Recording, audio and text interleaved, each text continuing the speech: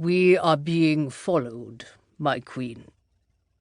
She had not been a queen for centuries, but her 2 loyal servants still referred to her as such. Both men flanked her now as they approached the great stone city of Jericho on foot.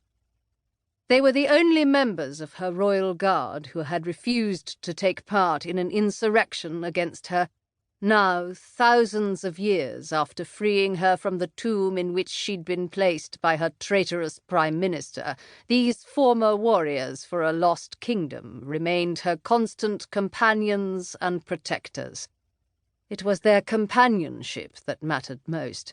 She knew a loneliness which she could never fully describe to another being, a loneliness she had long accepted, but she feared might one day destroy her.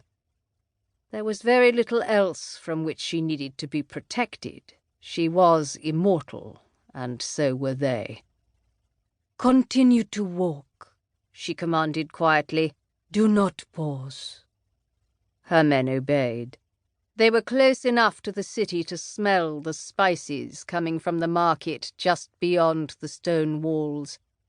She towered over most people, but her servants were both taller than she by almost half.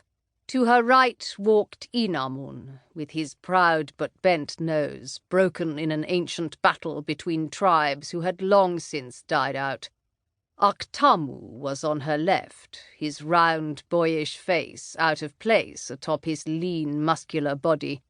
They hailed from no specific lands. Immortality had made the world their home, but today they dressed as traders from Kush in skirts of leopard skin that shifted over their long legs, with broad golden sashes stretched over their bare, muscular chests.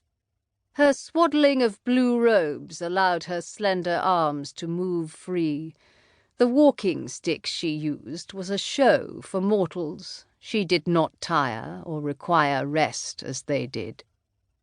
The road before and behind was clear of wagons in this moment, and so it was no surprise the 3 of them had drawn notice from someone outside the city gates, and yet to hear Inamun tell it, this attention was sustained, and suspiciously so. When Bektaten looked back over one shoulder, she saw the spy. His skin was a few shades lighter than her own, the same color as those who inhabited the city ahead. He stood a good distance up the barren hillside off to their left, wrapped in robes and latticed by the frail shade from an olive tree. He made no attempt to conceal himself. His stance and position were a warning, a threat of some sort. And his eyes... they were as blue as those of the men with whom she'd travelled for centuries. They were as blue as her own. They were eyes changed by the elixir she had discovered thousands of years before, a discovery that had caused her kingdom's fall.